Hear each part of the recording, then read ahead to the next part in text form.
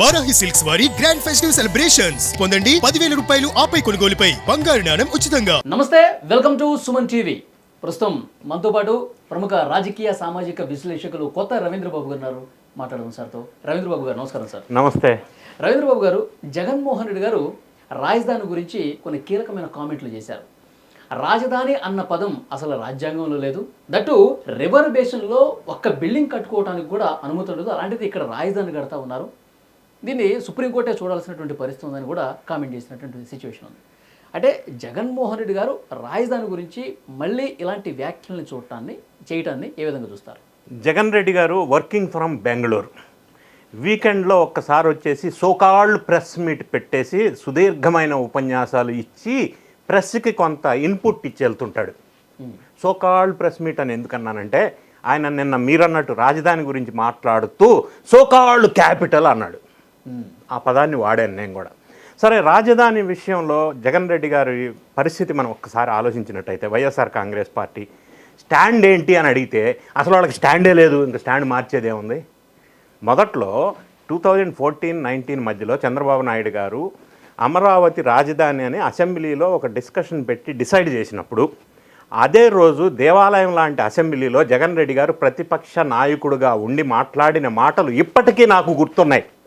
33,000 ఎకరాలు తీసుకోండి, తక్కువ కాకుండా చూడండి, మా పార్టీ పూర్తిగా సహకరిస్తుంది అన్నాడు. ఇదే మాట ఆయన అన్నాడు. తర్వాత కాలక్రమంలో అదృష్టమో దురదృష్టమో ఈ వైఎస్ఆర్సీపీ అధికారంలోకి వచ్చింది ఆంధ్ర రాష్ట్రంలో. మడిమ తిప్పాడు, మాట తప్పాడు. అమరావతి రాజధానిని విధ్వంసం చేశాడు. 3 రాజధానులని 3 ముక్కలాటాడాడు. 3 రాజధానులు లేకుండా రాష్ట్రాన్ని రాజధాని లేని రాష్ట్రంగా నిలబెట్టాడు చరిత్రలో జగన్ రెడ్డి గారు.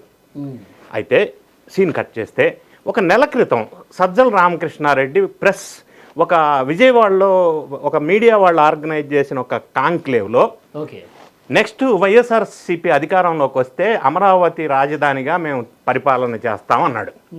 అప్పుడు అందరూ అనుకున్నారు వీళ్ళు బహుశా నిర్ణయం మార్చుకున్నారోమోనని. ఇప్పుడు నిన్న మీరన్నట్లుగా జగన్ రెడ్డి గారు చాలా అంశాలు ప్రస్తావిస్తూ అమరావతి మీద కొన్ని పాయింట్స్ మాట్లాడారు ఆయన. వాటి గురించి విశ్లేషణ చేసే ముందు ఈ బ్యాక్గ్రౌండ్ చెప్తున్నా. సో ఇప్పుడు అర్థమైంది మనకేంటంటే, అమరావతి మీద జగన్ రెడ్డి గారికి వైఎస్ఆర్సీపీకి అదే స్టాండ్ ఉంది, మారలేదు అనేది ఒకటి అర్థమైంది. రెండో అంశం, ఎందుకు జగన్ రెడ్డి గారు ఈ కామెంట్స్ చేశారనేది కూడా మనం పార్టీలకు అతీతంగా ఏమై ఉండొచ్చు వ్యూహం అనేది కూడా విశ్లేషణ చేసే ప్రయత్నం చేద్దాం. ఓకే. సో ప్రధానంగా మీరు అన్నట్టుగా అమరావతి అనేది రివర్ బేసిన్లో ఉంది. రివర్ బేసిన్లో అసలు కన్స్ట్రక్షన్కి అనుమతులు ఇవ్వరబ్బా. రివర్ బేసిన్కి రివర్ బెడ్కి తేడా తెలియలేని ఆ స్క్రిప్ట్ రాసిన వాడు రాస్తే ఈయన చదువుతాడా? రివర్ బేసిన్ ఏంటి, రివర్ బెడ్ ఏంటి? రివర్ బెడ్ అంటే నదీ గర్భంలో ఉండటం. రివర్ బేసిన్ అంటే నదీ తీర ప్రాంతం, పరివాహక ప్రాంతంలో ఉండటం. దానికి కన్స్ట్రక్షన్స్ ఉండవు, అనుమతులు ఉండవు, ఉండకూడదు అనేది అన్నాడు. నేను ఒక పాయింట్ సూటిగా ప్రశ్నిస్తున్నా. ఇప్పుడు కృష్ణా రివర్ బేసిన్ ఒకటి తీసుకుందాం.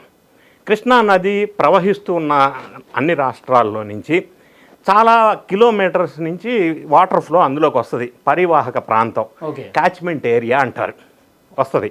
ఇదంతా కలిపి రివర్ బేసిన్ అంటారు, Krishna river basin. Krishna river basin అనేది 2,58,948 చదరపు కిలోమీటర్ల విస్తీర్ణంలో ఉంది.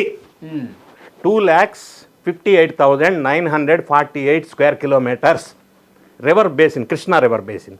అంటే అది మహారాష్ట్ర, తెలంగాణ, ఆంధ్రప్రదేశ్, కర్ణాటక రాష్ట్రాల్లో విస్తరించి ఉంది. సో ఈ పరిధిలో విస్తరించి ఉన్న నగరాలు, పట్టణాలు, రాష్ట్రాల్లో ఉన్న పరిధంతా అనాథరైజ్డ్ కన్స్ట్రక్షనా? అవన్నీ తీసేస్తారా? అనుమతులు లేవా? సోకాల్ 2,58,000 చదరపు కిలోమీటర్లో. మరి అక్కడ నగరాలు ఇంత పెద్ద ఎత్తున ఉంటే రివర్ బేసిన్లో ఉండకూడదు, ఉంది అని అంటాడేంది? నా సెకండ్ క్వశ్చన్. ఇదే కృష్ణా రివర్కి ఒక పక్కన విజయవాడ ఉంది, ఇంకొక సైడ్ అమరావతి ఉంది. మరి దీన్ని ఏమనాలా? నా థర్డ్ క్వశ్చన్. నగరం అనేది ఎక్కడైనా, మనం సింధు నాగరికత గురించి చిన్నప్పుడు చదువుకున్నాం. నగర అభివృద్ధి ఎక్కడైనా, నాగరికత అభివృద్ధి ఎక్కడైనా నదుల పక్కనే జరుగుతుంది. అందుకే నదుల పక్కన పట్టణాలు, నగరాలు వృద్ధి చెందినవి. ఫర్ ఎగ్జాంపుల్, ఈయన చెప్పిన రివర్ బేసిన్ దగ్గర కట్టడాలు ఉండకూడదు అని అంటే హైదరాబాద్ నిర్మించింది మూసీ రివర్ పక్కన అప్పట్లో. ఆ తర్వాత కాలక్రమంలో other side of the Musi river కూడా పట్టణం విస్తరించింది. ఢిల్లీ ఎక్కడుంది? యమునా నది. కలకత్తా ఎక్కడుంది? తర్వాత ముంబై ఎక్కడుంది? చెన్నై ఎక్కడుంది? వారణాసి ఎక్కడుంది? అలహాబాద్ ఎక్కడుంది? మైసూర్ ఎక్కడుంది? ఇట్లా చెప్పుకుంటూ పోతే భారతదేశంలో అన్ని నగరాలు, అభివృద్ధి చెందిన పట్టణాలు ఈ రివర్ బేసిన్ పక్కన, నది పక్కన ఉన్నాయి అనేది నేను చెప్పిన ఎగ్జాంపుల్స్ వాస్తవం. ఇన్ అడిషన్ టు దిస్, ఇతర దేశాల్లో చూసినట్టయితే ఈజిప్ట్ రాజధాని ఎక్కడుంది? నది పక్కన ఉంది. లండన్ ఎక్కడుంది? నది పక్కన ఉంది. న్యూయార్క్ ఎక్కడుంది? నది పక్కన ఉంది. సింగపూర్ ఎక్కడుంది? నది పక్కన ఉంది. ఇన్ని రకాల భారతదేశంలో, విదేశాల్లో కూడా నది పక్కన పట్టణాలుండి డెవలప్ అయింది అనేది వాస్తవం. అంటే ఇదంతా జగన్మోహన్ రెడ్డికి తెలియదు అంటారా? స్క్రిప్ట్ ఇచ్చినోడికి తెలీదు. జగన్మోహన్ రెడ్డికి ఏం తెలుసు? ఏది స్క్రిప్ట్ ఇస్తే అది చదవటం తెలుసు. ఇప్పుడు అది కదా నా ఆవేదన, అది కదా. సో రివర్ బేసిన్లో ఉండకూడదు అనేది ఎంత బేస్లెస్, ఫూలిష్ స్క్రిప్ట్ ఇచ్చాడు, ఈయన చదివాడు అనేది నా ఆవేదన. అంటే కాదు సార్, ఇప్పుడు ముఖ్యమంత్రిగా పనిచేసిన వ్యక్తి స్క్రిప్ట్ ఇస్తే గుడ్డిగా దాన్నే ఫాలో అవుతారా? దాన్ని కొంచెం ఏమైనా అవగాహన తెచ్చుకొని విశ్లేషించే పరిస్థితి ఉందా? ఆయన అదే ఫాలో అవుతాడు. గతంలో అదే ఫాలో అయ్యాడు, ఇప్పుడు అదే ఫాలో అవుతాడు, ముందు కూడా అదే ఫాలో అవుతాడు. అది మార్చుకుంటే కొంత మేలు జరుగుతుంది.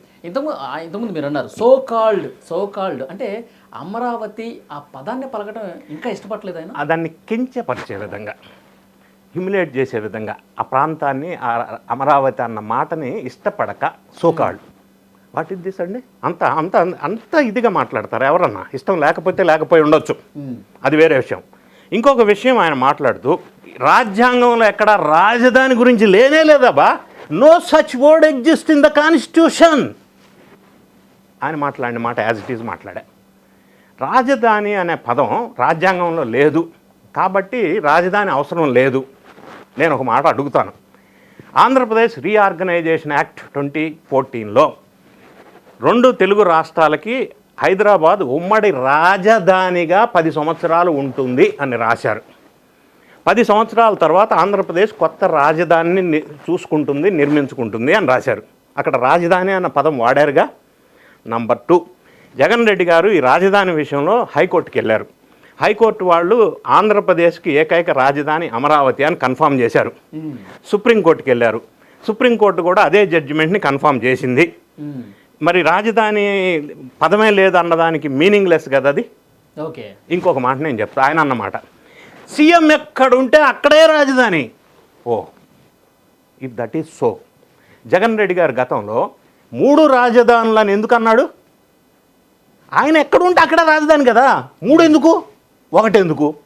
అంటే ఆయన బెంగళూరు నుంచి ఉంటాడు, వర్కింగ్ ఫ్రమ్ బెంగళూరు కాబట్టి.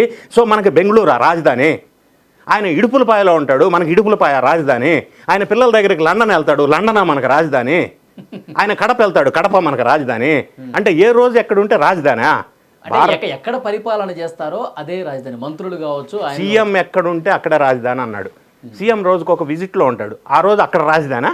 అంటే ప్రపంచంలో, భారతదేశంలో ఈ వ్యవస్థ, ఈ సిస్టమ్ ఆయన మాట్లాడింది ఎక్కడన్నా ఉందా? ఎక్కడన్నా ఉందా ఆ మాట్లాడింది? లేదు కదా. ఇంకొక అంశం ఆయన మాట్లాడుతూ, అమరావతి ప్రాంతంలో కరెంట్ లేదు, రోడ్లు లేవు, డ్రైనేజ్ లేదు. ఇదే కరెక్ట్ అయితే జగన్ రెడ్డి గారు వాళ్ళ నాయన, వాళ్ళ నాయనకి నాయన, వాళ్ళ నాయనకి నాయనకి నాయన, వాళ్ళందరూ పుట్టక ముందు నుంచి ఇప్పుడు అమరావతి ఎక్వైర్ చేసిన 33,000 ఎకరాల్లో 29 గ్రామాలు ఏవైతే ఉన్నాయో వాళ్ళు 100 సంవత్సరాల నుంచి అక్కడ ఉంటున్నారు. నీళ్లు లేవు, డ్రైనేజ్ లేదు, కరెంట్ లేదా? లేదా వాళ్ళు ఎట్లా ఉంటున్నారు ఇంతకాలం నుంచి? నంబర్ 2, ప్రజెంట్ 10 సంవత్సరాల నుంచి అక్కడ హైకోర్టు ఉంది, సెక్రటేరియట్ ఉంది, అసెంబ్లీ ఉంది. జగన్ రెడ్డి గారు కూడా అక్కడి నుంచే పాలించారు. మరి అప్పుడు కూడా నీళ్లు లేవు, కరెంట్ లేవు, డ్రైనేజ్ లేదు. అది కరెక్టా? ఇంకొక అంశం, నీళ్లు లేవు అన్న మాటకి నాకు ఇంకొక విషయం గుర్తొచ్చింది. జగన్ రెడ్డి గారు ఇదే అమరావతి మీద విషం చిమ్ముతూ అందులో భాగంగా వరదలు వస్తే మునిగిపోద్ది అమరావతి అన్నారు. మరి నీళ్లు లేవంటాడు. ఇంకొక మాట గుర్తొచ్చింది, 3 పంటలు పండే నేల అమరావతికి ఎందుకు అన్నాడు. 3 పంటలు పండే నేల అంటే నీళ్లు లేనట్ట ఉన్నట్ట? మరి ఇప్పుడు నీళ్లు లేవు, కరెంట్ లేదంటాడు. ఓకే, అంటే ఒక డబుల్ స్టాండర్డ్ అనమాట, ఒకదానికొకటి సంబంధం లేని అంశాలు. ఇంకొక మాట మాట్లాడుతూ అమరావతి విజయవాడ నుంచి 40 కిలోమీటర్లు ఉంది అన్నాడు. విజయవాడకి అమరావతికి మధ్యలో కృష్ణా నది అది అడ్డం. కృష్ణా నది మీద ఇప్పుడు బ్రిడ్జి ఒకటి ప్రపోజ్ చేశారు. ఆ బ్రిడ్జి కడితే 3 కిలోమీటర్ల డిస్టెన్స్. ఇంకొక మాట అన్నారు, అమరావతి విజయవాడ గుంటూరు మధ్యలో పెట్టాలని. ఇప్పుడు ఈ అమరావతి రెడీ అయితే గుంటూరు, అమరావతి, విజయవాడ ట్రై సిటీస్ అవుతాయి. ఇక్కడ కడితే నష్టం ఏంటి, గుంటూరు విజయవాడ మధ్య కట్టాలనటంలో మీనింగ్ ఏంటి, లాజిక్ ఏంటి అనేది నాకు అర్థం కాని అంశం. ఒకసారి ఈ అమరావతి రాజధానే కాదు అని ఆయన మాట్లాడుతున్నాడు కదా. 2019లో సర్వే ఆఫ్ ఇండియా వాళ్ళు మ్యాప్లో ఆంధ్రప్రదేశ్ రాజధాని అమరావతిగా మ్యాప్ రిలీజ్ చేశారు. ఓకే, మరి దాన్ని ఏం చేయాలా, దాన్ని ఏమనాలా? ఓకే, దాన్ని ఏమనాలా? ఇంకొక అంశం, అక్కడ నిర్మాణాలు అంటే అనాథరైజ్డ్ అన్నట్టుగా మాట్లాడారు కదా. ఈ అమరావతి నిర్మాణానికి ముందు డెసిషన్ తర్వాత ఎక్స్పర్ట్స్ కమిటీ స్టడీ చేశారు, సైంటిఫిక్గా టెక్నికల్గా. ఎన్జిటి నేషనల్ గ్రీన్ ట్రిబ్యునల్ వాళ్ళు స్టడీ చేసి ఓకే చేసి అప్రూవల్ చేశారు. సెంట్రల్ గవర్నమెంట్ ఓకే చేసి ఫండ్స్ ఇస్తూ ఉంది, అంటే ఇంటర్నేషనల్ బ్యాంక్స్ వాళ్ళు లోన్లు ఇస్తూ ఉన్నారు. ఇన్ని జరుగుతూ ఉంటే సింగపూర్ కన్సల్టెన్సీ వాళ్ళు దీన్ని ప్రపోజ్ చేసి ప్రతిపాదన చేస్తే వాళ్ళందరికీ అవగాహన లేక ఇట్లా చెప్పారని మనం అనుకోగలమా? ఇంకొక మాట, అమరావతి డెవలప్ కావాలంటే లక్షల కోట్లు తీసుకురావాలి, ఎక్కడి నుంచి తీసుకొస్తారు? అవసరం లేదు. Amaravati is a green field project, green field city. ఇంకొకటి self sustainable city, self financing city.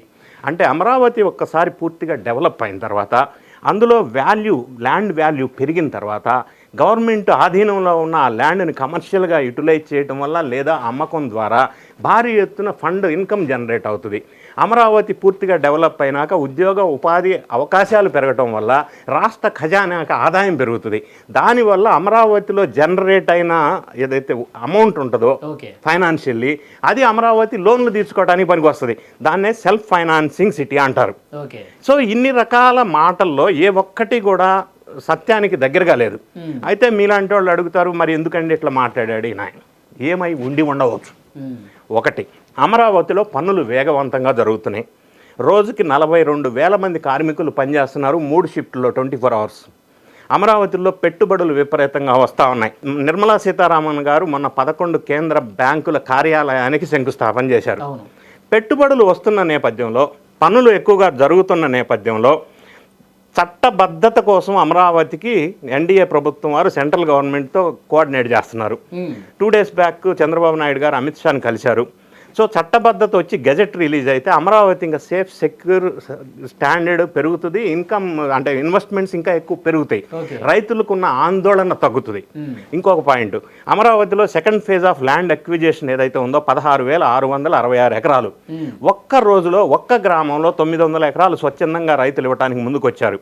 ఇంకొక గ్రామంలో ఒక్క రోజులో 330 ఎకరాలు ఇవ్వడానికి ముందుకొచ్చారు. ఈ విధంగా second phase of land acquisition త్వరితగతిన స్పీడ్ అందుకుంటుంది. అంటే రైతుల మద్దతు దొరుకుతుంది, డెవలప్మెంట్ జరిగిపోతూ ఉంది. ఈ విధంగా జరిగిపోతే భారీగా అమరావతి వరల్డ్ క్లాస్ సిటీ అయితే క్రెడిట్ మళ్ళీ ఎన్డీఏ ప్రభుత్వం వారికి చంద్రబాబు నాయుడు గారికి పోద్ది కదా. ఒక బాధ అయ్యి ఉండవచ్చు. ఒకవేళ ఇక్కడ ఉద్యోగ ఉపాధి అవకాశాలు మెరుగుపడితే జగన్ రెడ్డి గారి పార్టీకి రప్ప రప్ప అంటానికి మనుషులు ఉండరు, మేకలు పొట్టేళ్లు కోయటానికి మనుషులు ఉండరు, ఈయన పెంచిన గంజాయి అమ్మటానికి గంజాయి బ్యాచ్ ఉండదు. ఇదొక బాధ అయ్యి ఉండి ఉండవచ్చు. ఈ అక్కసంతా అమరావతి మీద వెళ్ళగక్కటానికి. క్లైమాక్స్లో నాది ఒక క్వశ్చన్ సార్, ఇప్పుడు ఆయన అమరావతి రాజ్యాంగంలో ఎక్కడన్నా రాజధాని అని ఉందా అని చెప్పి అడగటం కావచ్చు, తర్వాత సుప్రీంకోర్టు ప్రస్తావన తీసుకురావటం కావచ్చు, అసలు రివర్ బేసిన్లో ఎట్లా కడుతున్నారనేది ఇవన్నీ చేసినటువంటి నేపథ్యంలో ఒకవేళ మళ్ళీ జగన్మోహన్ రెడ్డి గారు ముఖ్యమంత్రి అయితే, మళ్ళీ ఒకవేళ అయితే అమరావతి పరిస్థితి ఎలా ఉండబోతుంది? ఒక్కసారి భవిష్యత్తు ఊహించి 2 మాటల్లో చెప్పండి. పాయింట్ నెంబర్ 1, ఎలా ఉండబోతుంది అనేది అమరావతి మీద నిన్న ఆయన చేసిన అసంబద్ధ, బేస్లెస్, ఫాల్స్ అలిగేషన్స్ వల్ల అమరావతి ఆయన మళ్ళీ విధ్వంసమే అవుతుందని చెప్పకనే చెప్పాడు. నెంబర్ 1. నెంబర్ 2, ఆయన ఈ విధంగా వ్యవహారం ఉంది కాబట్టి రైతులు ఆందోళన చెందుతున్నారు కాబట్టి ఎన్డీఏ ప్రభుత్వం వాళ్ళు మళ్ళీ ఎవరు వచ్చినా కూడా డిస్టర్బ్ చేయకుండా ఉండేటందుకు చట్టబద్ధత చేసి గెజెట్ రిలీజ్ చేయబోతున్నారు. 100% చట్టబద్ధత కాకపోవటానికి ఇబ్బందులన్నీ తొలగిపోయి కొన్ని లీగల్ క్లారిఫికేషన్స్ ఉండే. అవేమంటే 2014 నుంచి చేయాలా, ఎఫెక్ట్ ఫ్రమ్ 2024 నుంచి చేయాలా అని కొంత క్లారిఫికేషన్ ఉంది లీగల్ పాయింట్ ఆఫ్ వ్యూలో. అది క్లారిఫై అయిపోయింది. 2024 జూన్ 2 నుంచి చేయబోతున్నారు. నెక్స్ట్ పార్లమెంట్ సెషన్లో అది బిల్లు పాస్ అవుతుంది, గెజెట్ వస్తుంది. ఇంకొక పాయింట్ ఇక్కడ, ఇటువంటి కామెంట్స్ వస్తున్న నేపథ్యంలో, రైతులు ఆందోళన పడుతున్న నేపథ్యంలో ఎన్డీఏ కూటమి వాళ్ళు మళ్ళీ ఎవరన్నారా అని అమరావతి విధ్వంసం చేయడానికి సాధ్యం కాదు అన్న స్టేజిలో 80% బిల్డింగ్స్ అన్ని రెడీ అయిపోతే ఈ 3 సంవత్సరాల్లో ఇంకా మళ్ళీ విధ్వంసం చేయడానికి కూడా ఏమి ఉండదు, సాధ్యం కాదు. ఆ విధంగా తయారు చేయాలనేది ఇప్పుడు ఎన్డీఏ ప్రభుత్వం లక్ష్యంగా పెట్టుకొని ముందుకెళ్తా ఉంది. ఓకే, కాబట్టి ఇబ్బంది ఏమి ఉండదంటారు. ఇబ్బంది ఉండే ఛాన్సులు ఒకటి, ఆ పార్టీ ఆయనకి ఈ ప్రాంతం మీద కోపం అలాగే కంటిన్యూ అయితే ఇక్కడి నుంచి పరిపాలన చేయకపోతే ఏంటి పరిస్థితి? ఇప్పుడు పెట్టుబడులు ఇంకా ఆంధ్రప్రదేశ్ రాజధాని అమరావతిలో రాకుండా ఇక్కడ ఎలాంటి అభివృద్ధి జరిగినంత వరకు జరిగింది, ఇంకా 1% కూడా అభివృద్ధి ఎక్స్ట్రా కాకుండా ఉండేందుకు ప్రయత్నం చేయొచ్చు కదా ఆయన. అమరావతి అనే కాదు, నేను మీరు అన్న స్టేట్మెంట్స్ కొంత క్లారిటీ ఇస్తాను, యాడ్ చేస్తాను. నాట్ ఓన్లీ అమరావతి, ఆంధ్రప్రదేశ్లో ఏ ప్రాంతము అభివృద్ధి చెందకూడదు. అభివృద్ధి చెందుతూ ఉంటే, ప్రాజెక్ట్స్ వస్తూ ఉంటే, ఇన్వెస్ట్మెంట్స్ వస్తూ ఉంటే, ల్యాండ్ అక్విజిషన్ జరుగుతూ ఉంటే అడ్డంకులు క్రియేట్ చేయాలా, వాళ్ళ మనుషుల చేత పిటిషన్స్ వేయించాలా, కోర్టులో న్యాయపరమైన సమస్యలు సృష్టించాలా. ఆ తర్వాత ఎన్డీఏ ప్రభుత్వం వాళ్ళు వచ్చి అన్నీ సాల్వ్ చేసి రెడీ చేసి ఓపెనింగ్ స్టేజ్కి వస్తే, ఎగ్జాంపుల్ భోగాపురం, ఎగ్జాంపుల్ గూగుల్, ఆ స్టేజ్ వచ్చిన తర్వాత సడన్గా యూటర్న్ తీసుకోవాలా, ఇట్లా ఈ క్రెడిట్ అంతా నాదే అనేయాల. ఇది అక్కడ ఉన్న మూల సూత్రం. ఓకే, చూద్దాం సార్ ఎట్లా ఉండబోతుంది. Thank you very much. Thank you.